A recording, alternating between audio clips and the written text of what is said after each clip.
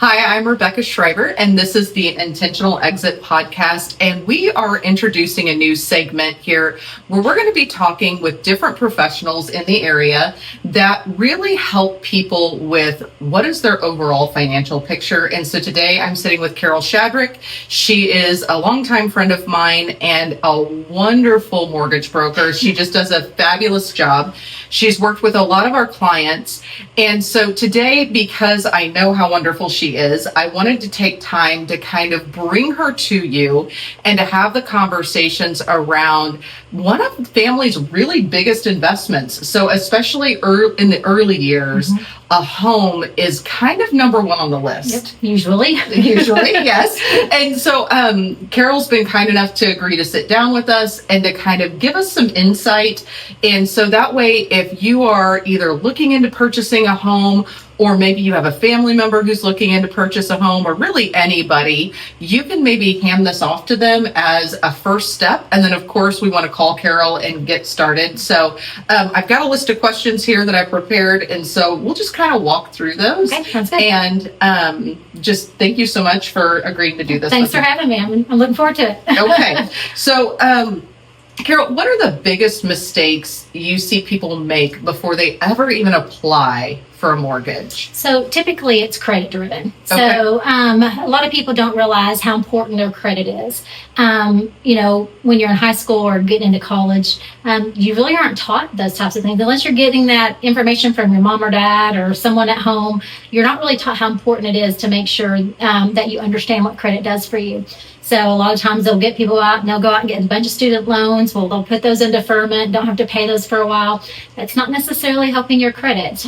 Credit scores are a big driver in not only the types of loans that you could potentially be eligible for, but the kind of rate that you might be able to get once you do become eligible for a loan. So understanding credit is probably the biggest downfall in our industry as a whole. Absolutely. I remember whenever Brian and I, so when my husband and I met, he already had a home, but it was higher interest rate environment. And then all of a sudden the interest rates came down and we had some of the same types of debt that you're talking about. And we wanted to refinance it and then kind of get it at a lower rate and what was more manageable.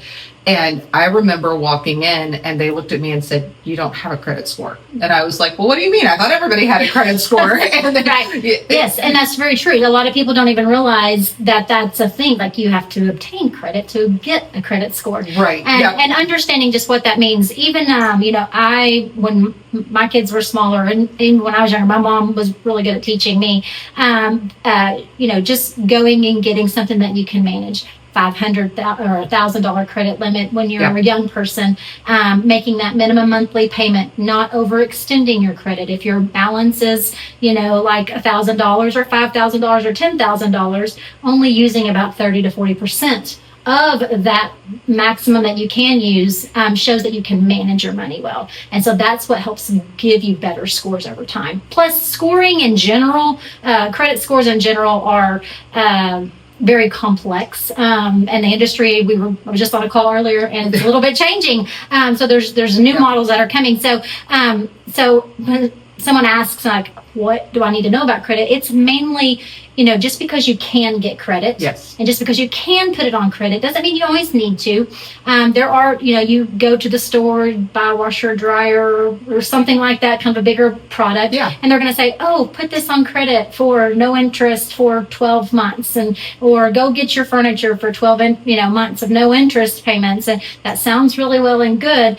And if you've not paid that bill for 12 months and you're expecting, a low payment, they're going to back you into how much interest and how much payment now you're going to have to pay over time. So it's understanding the details of credit. Yeah. And I think that that's another important point is that not all credit works the same. Exactly. Yeah. Exactly. And that was something that I really had to understand. And like you said, they don't teach it in high school. They don't even teach it in college. Which to me is one of the biggest downfalls of our whole world sometimes. Right. Yeah. And so it's one of those things that it's really trial by fire. And my parents, they didn't really talk about money in front of us. And I think it was more of they were of the school that it wasn't any of the kids' business.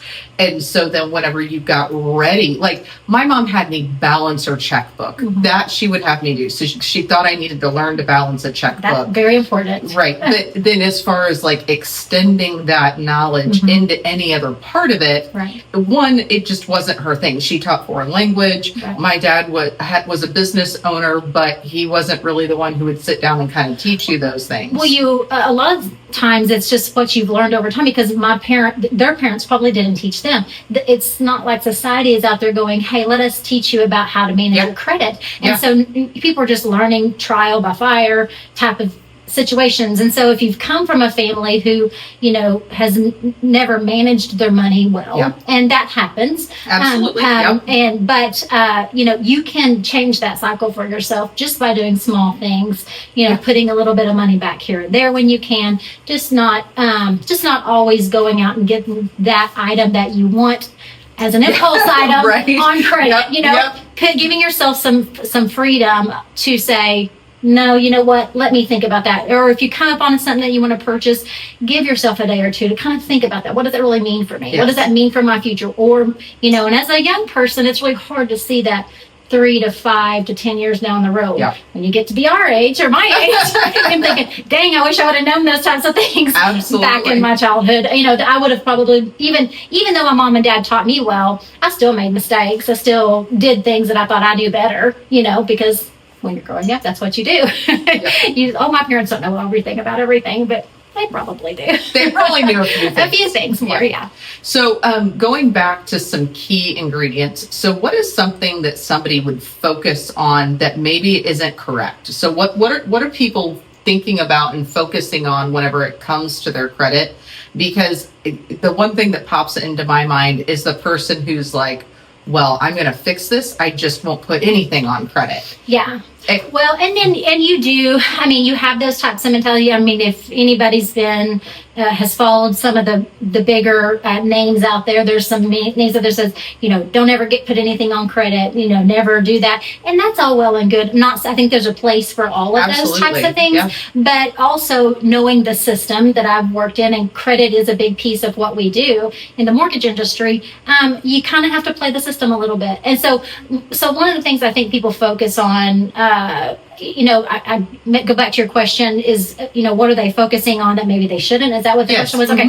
So probably I feel like probably people focus on that they shouldn't is, I need to have so much credit, or I need to have so much, many credit cards, or I need to have a major credit card or a whatever. And those are good things, but really it's just, whatever you are going to put on credit, if you're able to manage it well, you'd be surprised what people, they don't even realize that they got something on credit. And that's something that's very surprising. Knowing what you're doing with your money, being intentional about, planning every month or going through your expenses every month. You would be surprised.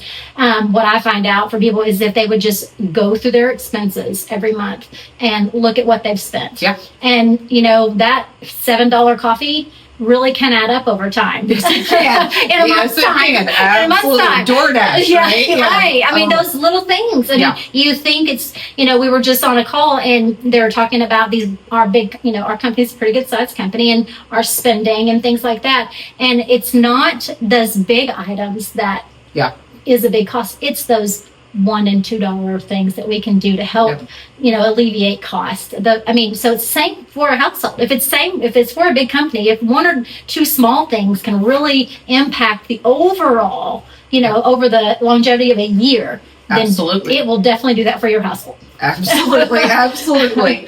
And so what should they be thinking about that almost no one considers? So what are the things, whenever somebody's thinking about, okay, I'm ready to go buy a house, or I'm ready to change houses, what's something that people are thinking about something that they aren't thinking about that they should be?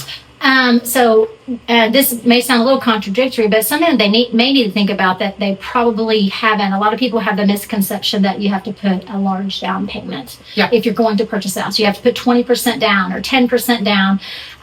That's not always the case. And sometimes for your specific financial situation, putting less down and having a little bit more cash on hand for yourself emergency fund. is just a little bit of a better option for you. It's not everybody's credit profile, income, assets, all of those things, as you well know, is different from person to person. I mean, my husband's, the way he deals with money and the way I deal with money is sometimes even different. Sometimes can cause some conflict. As you also know. Well, we weren't going to bring him into it today. But, I mean, same thing. No, seriously. Right? And I think that's probably true of most married couples. Mm-hmm. I sit down with, just like you do, I sit down with hundreds of families. And it's always interesting because I always find that normally, not always, but normally there's one spender and one saver. Mm-hmm. And they look at finances differently. And what's important to them can be different, aligned, but different at the same time. And I think that that's kind of the key is that whenever you're working on creating, especially when you're talking about a house, right? You have to make sure that everybody in the household is kind of on board with what's happening and aligning that. Right. And that's a lot of communication. That's a lot of communication. And that's something also that I think people, when you say people don't think about and probably should, is how am I communicating with my financial person so that they know how best to help me? Because, something as simple as some people are very structured with their money and they want to have 5 or 6 different accounts, bank accounts, and they want to, because they want to take this account and only pay this bill out of this account. They want to take this account and only pay this bill out of this account because it makes sense to them. When it comes to me and mortgage lending, when you're moving money around, that's typically not a fun environment because I might be guilty of exactly what, because it organizes me. It does organize you, but at the same time, then you have to explain. And that's where people maybe have the misconception, I have good credit, I have assets, I have down payment. That should be all that I need to explain. What you don't understand is when you're asking someone to lend you, even if it's, 50, 60,000 up to millions of dollars as a loan, they are it's not scrutiny for a point of they don't trust you. But you got to remember, these people are looking at you on paper only, right? So make sure your paper looks good. Make sure that you understand what your paper looks like. And if you're not sure, that's when a phone call is a good, hey, let's have a conversation. Let's look at what we are looking at. What does this mean for us? And we didn't know each other. We met each other after I moved to Arkansas, so I apologize. We didn't use you, but at the time I just didn't know. Right. But I remember feeling like, even though I lived in this financial realm, my credit score was good. It seriously felt like going to the principal's office. Like you feel like everything that you've done in your life is being judged. And whenever I sit on this side of the desk, whenever I'm working with a couple, there's no judgment. No. But boy, when I get on the other side. Yeah. Oh, it's 100%. And I think that's with everyone. I mean, I would feel the same way, I'm sure, going through lending, even though I understand it, somebody asked me a question like, oh, okay, I would answer it, obviously. But at the back of I'm like, now, why did that come up? You wonder those types of things. But you just got to understand underwriting. There are guidelines that are out there for all programs, but underwriting is still based off of a whole synopsis of a borrower. It's not one specific thing or the other, but they have to look at the file holistically and the likelihood of continuance, being able to make payments and those types of things. All those things come into play, Well, and even the clients that I've sent over to you have told me how comfortable they have been. And I think it's important whenever you're looking at this that you find someone, Carol or someone similar, that you start to realize that they're on the same team, right? They want you to be successful because that's how they get paid. And so it's not necessarily that they're sitting over the top of you as much as they're like, hey, help me paint the picture. Yeah, no. And the things that I would rather someone tell me more information than I need to know, and I can weed out what is probably not important versus oh, I hope they don't find that out. I don't need this. Yeah. This is probably not important. They don't need to know about this over here. I would just say if you're ever with a lender, again, build that trust with them if you can, and then just be as transparent as you can about any detail of financial. And some people will be like, well, that's a little bit too intrusive. But you got to remember, lenders, people who are lending the money, they are having to trust you, and they're trying to base their decision on what they understand about your financial situation. Absolutely. Okay, so just because the bank this is always my favorite, just because the bank approves a certain amount, does that mean that that's the size of house or the expense of the house that somebody should go after? No, absolutely not. I mean, there's been plenty of times that I could, well approve someone for way more. And I just talk to them. And I normally, for me anyway, can't speak for all loan officers, but I just try to find out what they feel comfortable with. I want them to feel comfortable with where they are in payment.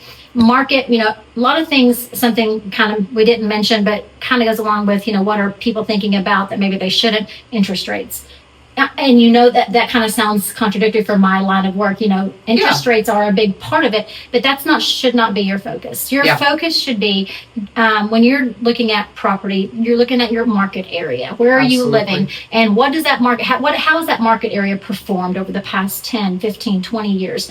What does that look like? So because in my opinion, if you love the home that you're looking to make the purchase on, and you can afford the payment, right? You feel confident in that monthly payment, and you're good. Then for our market area, I would say you're probably making a good decision, whether it be for your primary residence, investment property, vacation home, anything like that. I mean, we're in a very unique environment here in our area. It's fast growing. I know we're in one of the top 10 growing areas in the entire country.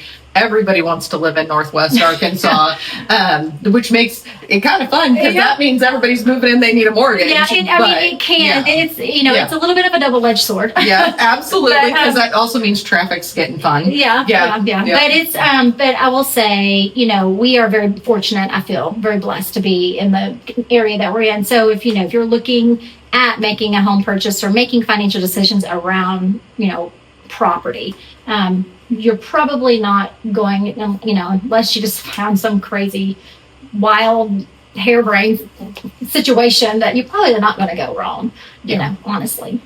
And what are the things that people, when they're going out and they're buying a home, that, they probably should be thinking about 5, 10, 15, or 20 years down the road?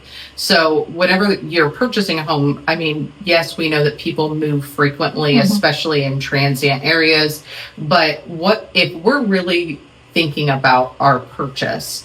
As far as years down the road, what's the one thing that maybe people are a little short-sighted on? Probably equity. They don't realize the equity growth in the market. They don't understand year over year, 8% or higher in this area as year over year equity. And you say, well, what does that mean to me, in 5 years? Well, if you're gaining 8 to 12% equity year over year on your property, then, should you come into a situation where you needed to sell or a hardship where you needed to get money, you could pull equity from your home. So that's something that I think for our specific, now this is not for every area. There are some areas, even, in our state, that the return is not there. The value is not increasing year over year. It may even be going the opposite direction.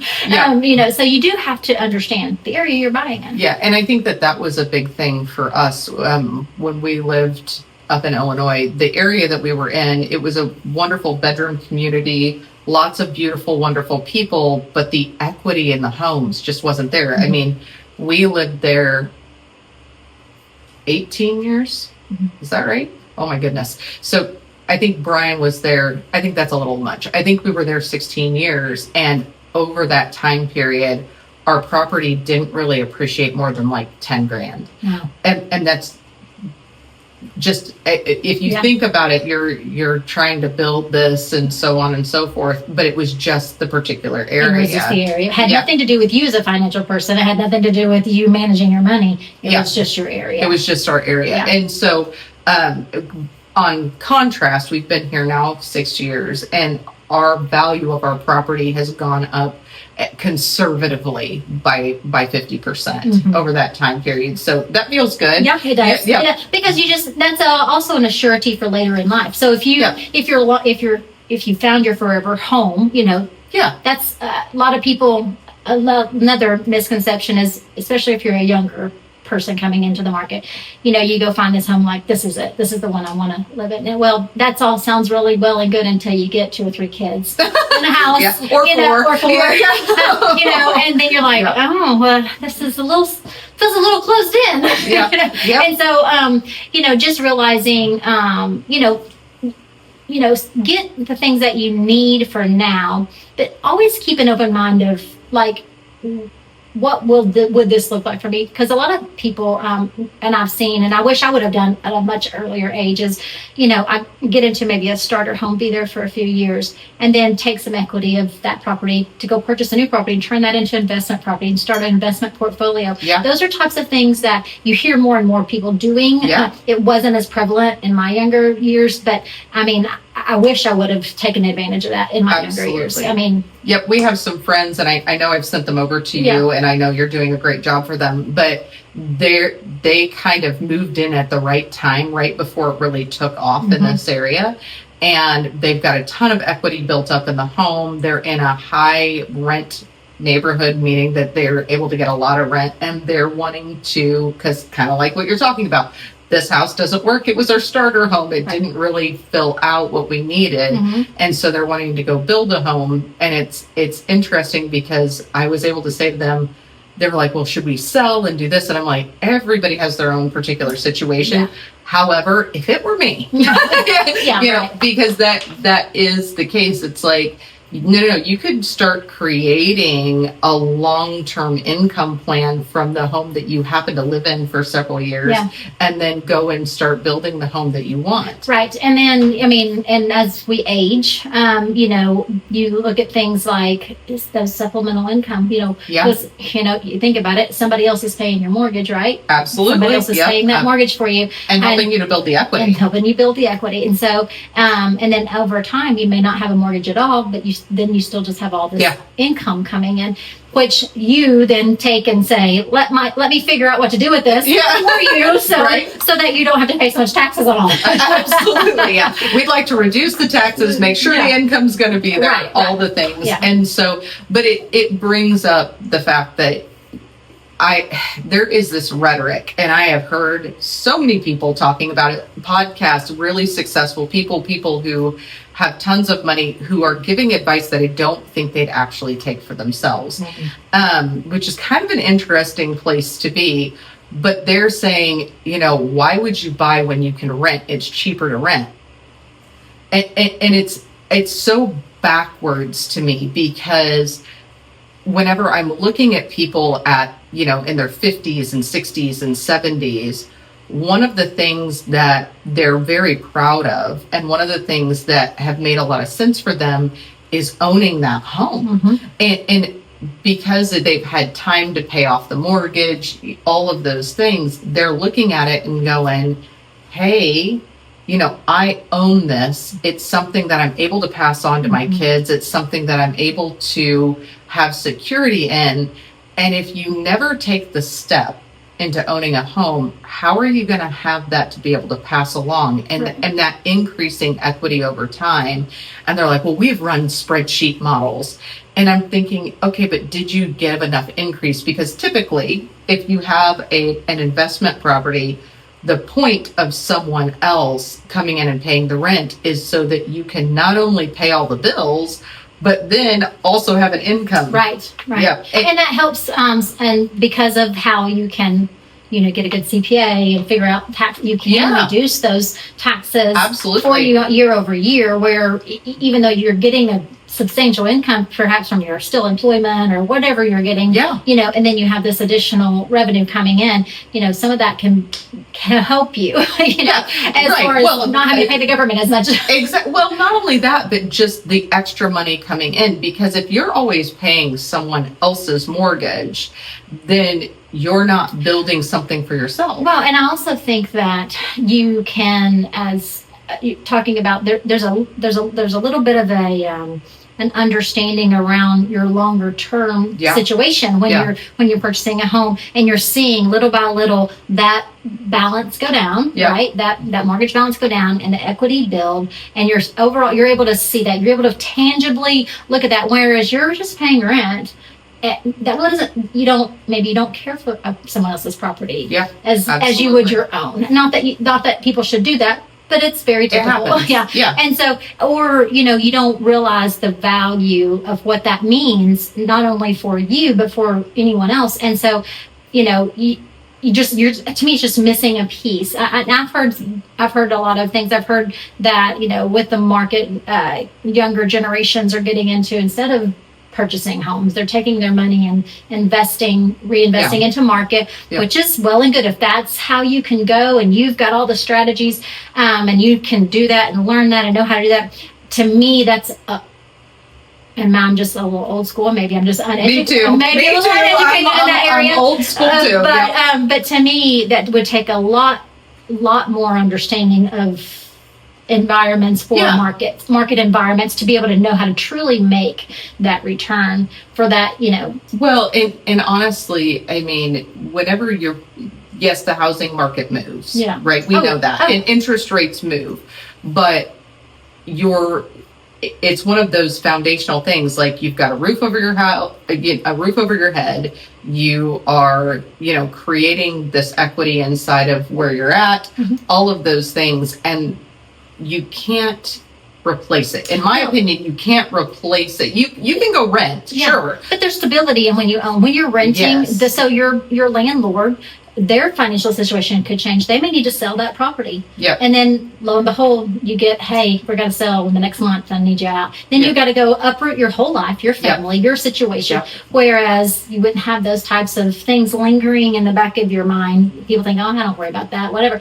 But you probably do, and you don't even think about it. Absolutely. So, what's something that current homeowners should review that maybe they're not reviewing? So, what's something that maybe they should take into account whenever they're looking at their mortgage or at owning their home? What are the things that people don't do? So, something that I think people should do more of is, like we were talking about earlier, every dollar counts, honestly. If you can put additional funds toward principal balance at any point, any time, any way, shape, or form, apply it to principal. Make sure you allocate it to the principal appropriately, so that your servicer knows that that's what it's to go to.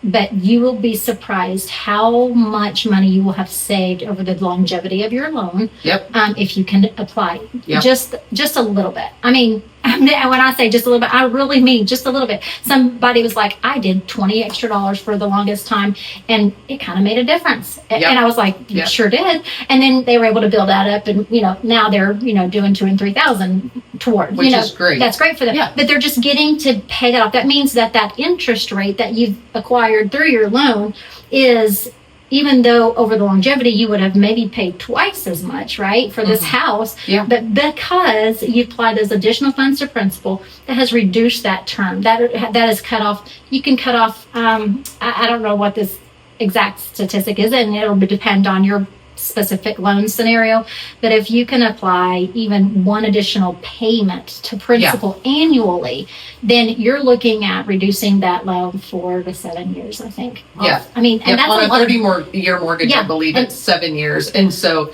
if you take that interest over 7 years, well, that's huge. That's a chunk of money that you've saved. And so that's one of the things that we've used ourselves, is just making sure that every single month we're applying additional principal. And it's interesting because as I've seen because our area is booming, and I've seen people going and getting bigger loans and things like that, which you have to, right? Yeah. It's just the way it is. Yeah. But I'm like, we could do a little more.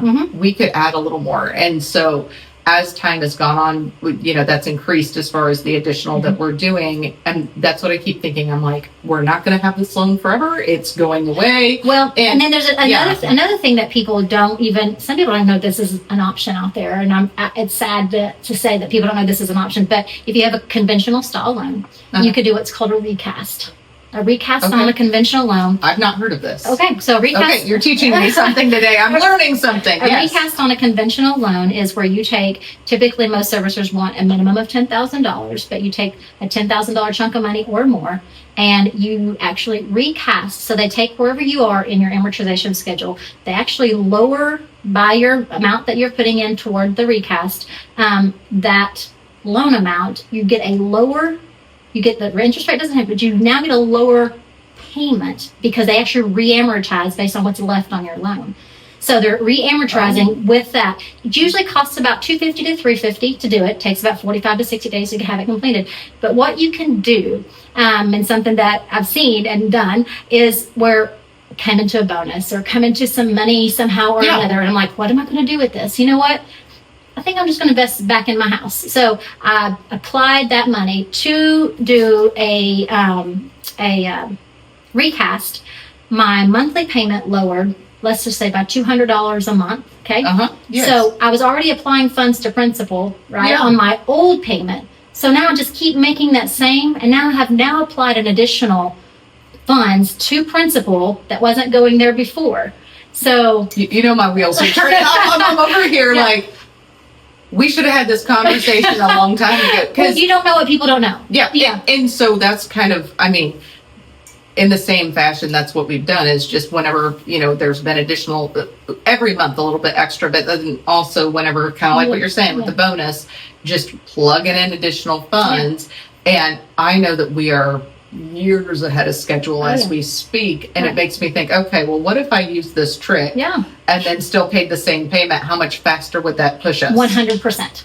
That's exactly what I'm talking about. You're going to just get that mortgage paid off so much quicker. Okay. Yeah. Well, I know what we're doing this afternoon. And you really didn't even have to do a whole. Like I said, usually, most servicers will charge $250 to $350 to have that done. Nothing. That's in the longevity. If you were to refinance to a lower rate or something like that, you're going to be out $2,000 or $3,000, depending on how much that could look like. And so that's just another opportunity. And recasting, to my knowledge, at this point, it's not just a one and done. You can't. It's not like you just only get one option. You could do that. Wow. Every bonus year. Every, How cool is how that? often, I don't know that there's I'd have to double check myself, so I need to double check the terms, but I don't think that there's how many times that you can have that done. Well, and I feel like Carol just gave us a very specific insight that everybody's going to be running out the door and looking up. And if you have your mortgage with Carol, you're going to be calling me like, I need the recast. Yeah. So, no, I hope people do, because it's a really great tool that's out there that I've learned over time that very few people know about. Well, and I feel really dumb because I help people all the time and I had no idea. Yeah, well, it's just like with everything. You don't know until you know. To be clear, I'm not doing mortgages, so I feel slightly less dumb, but I still feel dumb all at the same time. Well, even myself, it was well into a few years before I ever knew that was a thing. How amazing. Yeah, no, it is. It can change people's trajectories, honestly. How quickly they can retire. And that's the big goal, right? So everybody is working towards that intentional exit. Right. And we have some people who carry a mortgage into retirement. They've got investment funds on the side. That's not a bad deal either. And so I think it also goes back to that conversation is it really depends on them, right? It depends on each individual. We always say that everybody's personal situation, it basically needs more than guesswork, right? You can't just sit around and guess. Right. What's going on. You have to make the best strategy plan that you can based on the information that you have. Just like, again, you don't know until you know. You don't know if you're going to get sick. You don't know what kind of health things you're going to need down the road. You don't know. But if you plan the best you can for those circumstances, and you're making strides to get there. And maybe you're not there today, not right. Maybe you're not there today, but you get with somebody to kind of help you, guide you, reevaluate your situation, maybe annually, I don't know, and just look at what it is that you're doing and where could we improve, or what could we stop doing, And there have been so many clients throughout the years since we've known each other that I'll sit down and we'll kind of look through what it is that they have. And they're feeling like they've got to work another 5 to 10 years. And I'm looking at it going, no. If you just reorganize, you've got like 2. Yeah. Right. And then every year you want to work beyond that. That's up to you. And it goes back to like, you taught me something today. Yeah. And so when we're sitting down with each client, it's taking into account their whole picture and then going, I think you need to talk to, or I think you need to have a conversation with. Yeah. And so that's been really cool to be able to, work with my team of all the different professionals and then be able to pull in someone who has a very specific niche that is wonderful, and have that kind of fit into that puzzle piece, be that missing piece where we can send them to you and you can actually take them even further. Well, it's just like, I'm not a doctor. I didn't go to school. I didn't go to school to be. But diet and exercise is good. Right. No, exactly. But at the same time, when it comes down to needing and needing to have understanding and knowledge around medical situations, I'm going to search out a doctor. I'm going to search out a professional. Absolutely. And I'm going to trust that they have done their research, because I can't. I've had so many people, and a lot of times it's young people that go, well, let me get with my parents about that, which is great, wonderful. Oh, I think you should talk with family members, but at the same time, you need to be able to trust the professional in their industry. And until you find those people that you can, trust, that you feel good about, and feel like they're doing a good service for you, then, that's a hard place to be. But when you do find those people and that they have your best intentions in mind, they're not just out here to try to make a quick buck, whatever, then, it just becomes a much more relaxed environment. You can come back to them several times. You can have those conversations. And then one other area that I think people don't look at in regard to their specific mortgage, if they have a mortgage, is their homeowners insurance. Homeowners insurance is something that you're going to want to maintain and keep, obviously, because you want to make sure you're covered for hail, wind, fire, those big structure things that happen. Well, if you're putting a huge amount of your money into something, it makes sense to protect it. Right, exactly. Yeah. But what they may not understand is that it's not a bad idea every couple of years or so, maybe just to go out and have some other people quote you. Not that you want to get rid of your guy, your love, your great service provider for your homeowner's insurance. You maybe have built a relationship. Yeah. Not that you're doing that, but you maybe want to just have that conversation. Hey, can you look at other options? Is there anything that I can do better to lower my premium or to have better coverage or whatever that looks like? Because as the market changes, as properties change, your coverage probably needs to change. I learned that just actually a couple of years ago. Yeah. I did have my property, reevaluated in all aspects, and it was like, you probably need a little more coverage. And I was like, okay, that's probably not a bad idea. And that has been a big key ingredient. And so in particular, so I have all of my insurance licenses, PNC, so property and casualty. I do not do that. Do not call me for it. I can send you to somebody. Yeah, we know some people. Yeah, we know a couple people. But because I've lived in that world and because I still carry the licenses for that, it's interesting because you are absolutely correct. And so I particularly care to work with a broker, somebody who works with several different companies and who's not beholden. Because whenever you're in a captive agency situation, you are beholden to the company. Right. When you are a broker, your role actually shifts. The rules actually shift where you are working for the client. And I think that's also one of the great things about you and how you handle things. So I love where I am. And absolutely. Yeah. And so when you're and I'm a broker as well.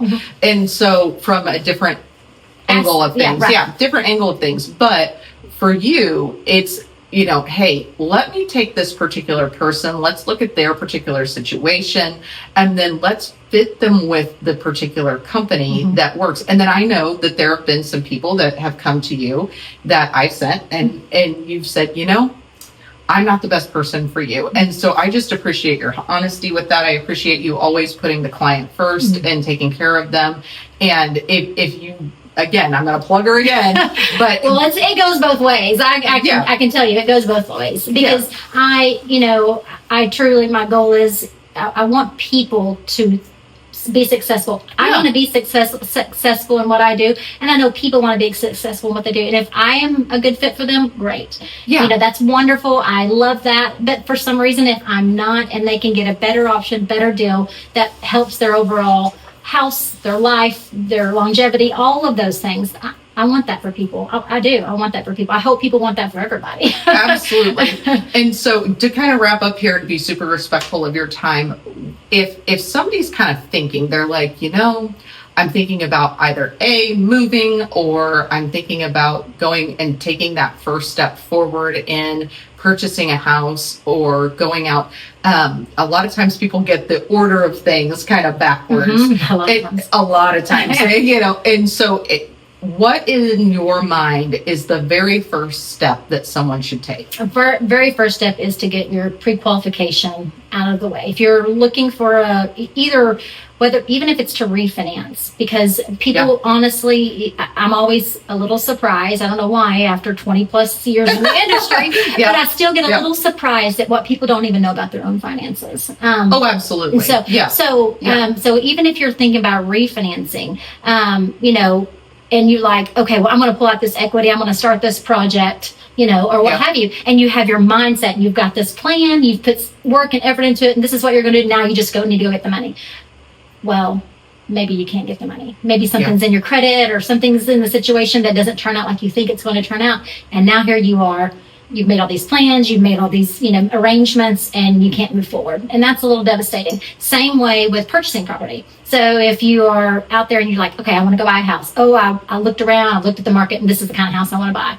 I'm going to go talk to a real estate agent. That is, well, if you have a really good real estate agent, they're going to tell you, go get pre-qualified. They're going to say, go talk to somebody to make sure that you can afford this home, because there is nothing more to break somebody's heart than to be like, tell your family, okay, we're going to go buy our first home, and then not be able to afford to do it at that time. Now, we can always put people on plans and help them get to where they need to be. But that's just a hard kind of pill to swallow. And it'd be better if you get your pre-qualification out of the way. Most lenders, I'm one of them, but most lenders, there's no fee to do anything like that. You can do that for free. And it gives you peace of mind to know, okay, I could go, I may be able to go buy that $800,000 house, but do I really know what that payment's going to look like? I may be able to go buy that $300,000 house, but do I really know what that payment's going to look like? Am I going to be comfortable there? Is my family going to suffer? Or am I going to be just living, am I going to be house poor is what they call it. We don't want those. You still want to be able to live, right? You still want to be able to do things with your family and not be so consumed with that. So knowing and understanding that, and also just keeping in mind rates are cyclical. They always have been. Absolutely. People's like, oh, these rates are so high. Back in the day, because, we've been around a minute.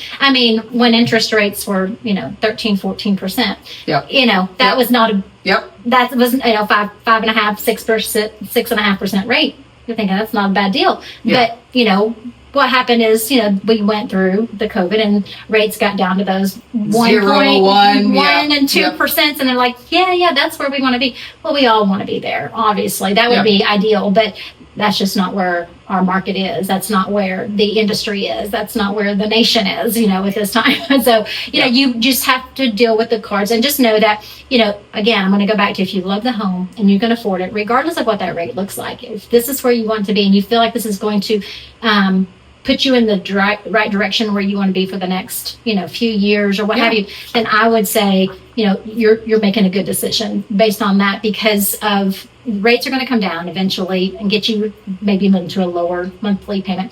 But if you wait for rates to come down, you're going to see the market go up. So that's true.